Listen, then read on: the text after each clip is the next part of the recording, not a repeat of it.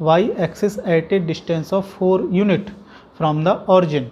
Origin से Y axis कितनी दूरी पर टच हो रहा है, 4 यूनिट पर, ठीक है। और कह रहा है cuts on the intercept of 6 unit along the positive direction of x axis. एक एक लाइन स्टार्ट करता हूँ, कैसे सॉल्यूशन में करूँगा इसका। मैंने पहले एक्स एक्सिस और वाई एक्सिस ड्रॉ कर लेता हूँ। This is X axis and Y axis, ठीक है। तो ऑरिजिन से 4 यूनिट लेंथ ऊपर, चलो 4 यूनिट को मैं यहाँ पर मान लेता हूँ, तो ये हो जाएगा 0,4। तो 4 यूनिट यदि ऊपर तो 4 यूनिट नीचे, क्योंकि इन्होंने पॉजिटिव और नेगेटिव की तो बात ही नहीं किया है। तो ये पॉइंट कितना लिया जाएगा, 0,-4। यहाँ भी टच कर सकता है और यहाँ भी कर सकता है, मतलब कि 2 सर्किल आपके बन सकते हैं। और जो एक्स एक्सिस है उसको कितना यूनिट कट कर रहा है, 6 यूनिट कट कर रहा है। तो यहाँ से यदि मैं सर्किल इस यहाँ से निकालता हूँ टच करते हुए, तो ये सपोज ये सर्किल एक इस तरह से आपका तैयार हो जाएगा, ठीक है। तो पहले मैं ऊपर वाले सर्किल की बात कर लेता हूँ, फिर मैं नीचे वाले कर लूँगा, तो क्योंकि एक समझ लूँगा दूसरा आसान हो जाएगा हमारा, ठीक है। तो जो सेंटर होगा इन दोनों को, ये जो डिस्टेंस होगी इसके जस्ट मिडिल के ऊपर होगा। और ये टोटल है कितना हमारे, यहाँ से यहाँ तक टोटल 6 है, तो जस्ट कितना हो जाएगा, हाँ यहाँ से लेकर यहाँ तक ये हो जाएगा 3। तो सेंटर होगा इसके जस्ट ऊपर होगा और जहाँ टच करेगा उसके भी सीध में ही होगा, ठीक है। तो यहाँ से यहाँ कैसे इसको मिला लेता हूँ, ठीक है। तो यहाँ से ये वाली डिस्टेंस तो आपको पता चल गई, ये डिस्टेंस आपकी 4, ठीक है। तो ये डिस्टेंस आपकी 4 है, तो एक मैं कोऑर्डिनेट इसका 4 तो लिख ही लेता हूँ। और यदि मैं इसको यहाँ से ऐसे मिला दूँ तो यही तो रेडियस है, ये रेडियस है, तो ये भी रेडियस ही होगा, ठीक है। तो ये 3 है, ये 4 है, तो r आपको क्लियर हो गया, ये कितना हो जाएगा, 5 हो जाएगा, ठीक है। तो ये r=5 है, तो ये भी कितना हो जाएगा, 5 हो जाएगा। तो ये 5 हो गया, तो यहाँ से लेकर यहाँ तक की डिस्टेंस टोटल कितनी हो गई, 5। तो हमें कोऑर्डिनेट ये वाला मिल गया 5,4। रेडियस भी क्लियर है और उसके ऑरिजिन भी, सेंटर भी क्लियर है। तो आपकी इक्वेशन डायरेक्ट में लिख लेता हूँ अब, x-5 का होल स्क्वायर प्लस y-4 का whole square equal to radius square. Okay, ऐसे ही मैं जब इसका लिखूंगा तो इसके में भी बिल्कुल ऐसे ही वर्क करूंगा, बस इसका जो सेंटर होगा वो हो जाएगा 5 एंड -4, रेडियस आपका घूम फिर कर उतना ही आएगा। तो जब मैं इस वाले के लिखूंगा तो ये हो जाएगा x-5 whole square and y+4 whole square equal to 5 square. एक नीचे भी सर्किल बनेगा जो कि ऐसे करके कुछ बनेगा,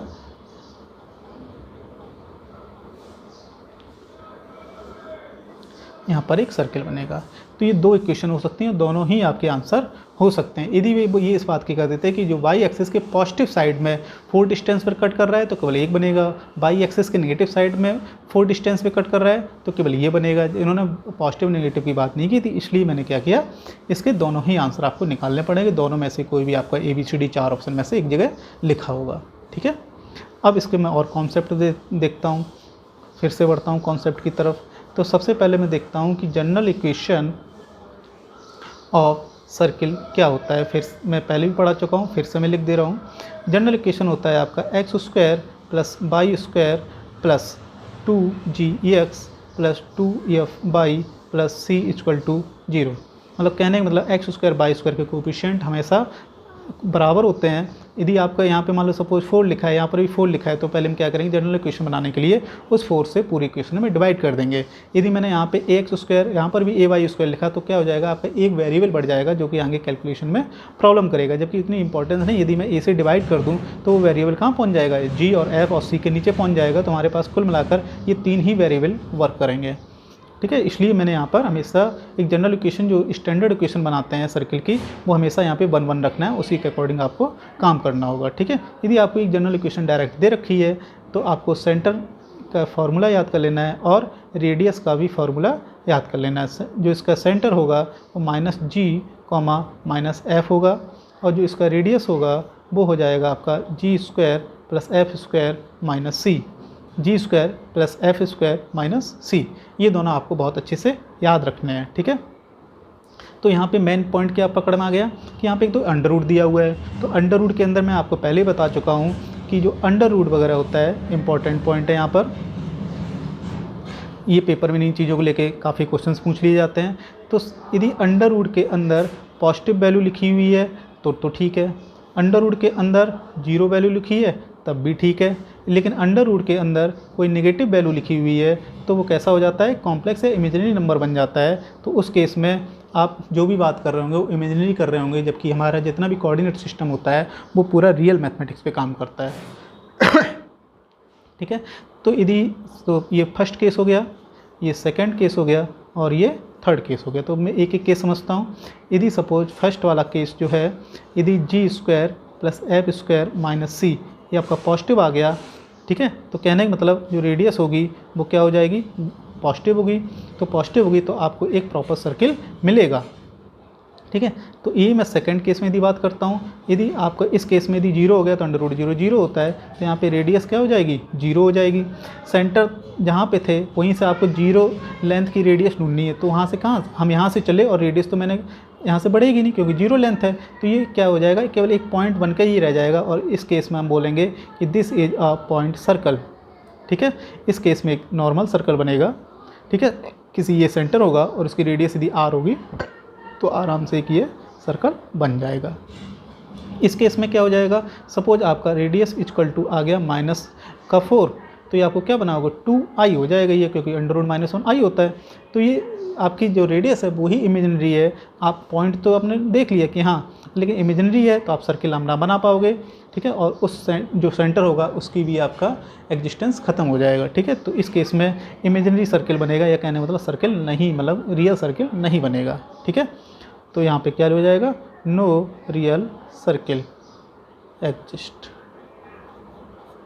हियर। ओके, तो इतने पॉइंट देख लिए। ठीक है, और एक चीज़ यहाँ पे पॉइंट ध्यान देने लायक है, यदि आपका कभी भी A X square A by square plus का 2gx plus 2f by plus C equal to 0 दे रखा हो, तो आपको क्या करना होगा कि मुझे a से डिवाइड करना होगा। ये पॉइंट आपको बहुत ध्यान रखना है, क्योंकि यहाँ पर मुझे 1 एंड 1 ही रखना है। ठीक है, तो 1 और 1 रखना होगा, तो मुझे a से डिवाइड करना पड़ेगा। ऐसे क्वेश्चंस आपके आते रहेंगे, आते नहीं रहेंगे तो कहीं ना कहीं यूज होता रहेगा। तो चलो मैं एक एग्जांपल देखता हूँ कि आपको दे रखा है X square by square plus 12x minus 12y plus 20 equal to 0 यदि दे रखा है, तो सबसे पहले आपने क्या चेक कर लिया, एक्स स्क्वायर बाई स्क्वायर का कोफिशिएंट 1 है, अच्छी बात है। तो यहाँ पर यदि मैं कंपेयर करूँ तो यहाँ पे 2g की वैल्यू 12 दे रखी है और 2f की जो वैल्यू है वो -12 दे रखी है। तो g इक्वल टू आपको पता चल गया 6 है और f इक्वल टू पता चल गया -6 है। तो यदि आपको सेंटर पूछा जाए तो सेंटर आपका हो जाएगा माइनस का g एंड माइनस f होता है, तो आराम से लिख लीजिए। तो ये हो जाएगा माइनस का 6 एंड ये हो जाएगा +6। और यदि इसकी मैं रेडियस की बात करूँ तो रेडियस इक्वल टू आपको पता है क्या होता है, g square plus f square minus 6। This is 6 square 36 minus 6 square also 36 and minus already ये c की वैल्यू यहाँ पर कितनी है, c की वैल्यू है 20, तो यहाँ पे करेंगे 20। तो 36 एंड 36 आपका 72 होता है। 20 यदि माइनस कर देंगे तो बचेगा हमारे पास 52। 52 किसी का अंडर रूट नहीं होता है, बस पॉजिटिव है, बस ये ध्यान रखना है। तो यही आपकी रेडियस हो गई।